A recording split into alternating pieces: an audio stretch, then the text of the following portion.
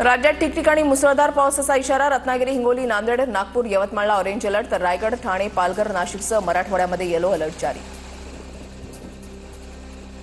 नाशिकमध्ये पावसाचा जोर ओसरला। गोदा घाटावरील पाण्याची पातळी काही अंशी कमी। दुतोंड्या मारुतीच्या कमरेच्या खाली पाण्याची पातळी।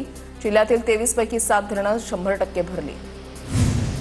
मुसळधार पावसामुळे गोंदिया जिल्ह्यामधील हाजरा फॉल धबधबा प्रवाहित। धबधब्यावर मध्य प्रदेश, छत्तीसगड आणि महाराष्ट्र राज्यामधील नागरिकांची गर्दी।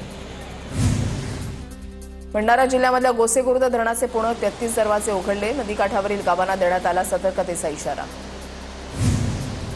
नंदुरबारच्या नवापूरमध्ये वाघेरे वस्तीमधल्या विद्यार्थ्यांचा जीव धोक्यात घालून प्रवास। नेसू नदीच्या पाणी पातळीमध्ये वाढ झाल्यानं विद्यार्थ्यांना खांद्यावर बसून पालकांचा प्रवाहातून वाट काढत प्रवास।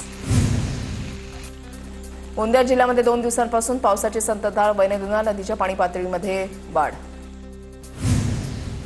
गडचिरोलीमधील गोसेखुर्द धरणातून 6000 क्युसेकनं पाण्याचा विसर्ग होणार। वैनगंगा, गोदावरी आणि प्रणहिता नदीच्या पाणी पातळीमध्ये वाढ होणार। नाशिकच्या दिंडोरी तालुक्यामध्ये पावसाची संततधार। पुणेगाव धरण 75% भरलं। उमरगा नदीमध्ये 100 क्युसेकनं पाण्याचा विसर्ग। गांधींच्या पुतळ्याची विटंबना करणाऱ्या सूरज शुक्लाच्या वकिलाकडून कोर्टामध्ये दिली गुन्ह्याची कबुली। आमची चूक झाली, माफ करावं, वकिलाची कोर्टाला विनंती। तर आम्ही काय बांगड्या भरल्या आहेत का, असं म्हणत शुक्लाकडून पुन्हा कोर्टाचा अवमान।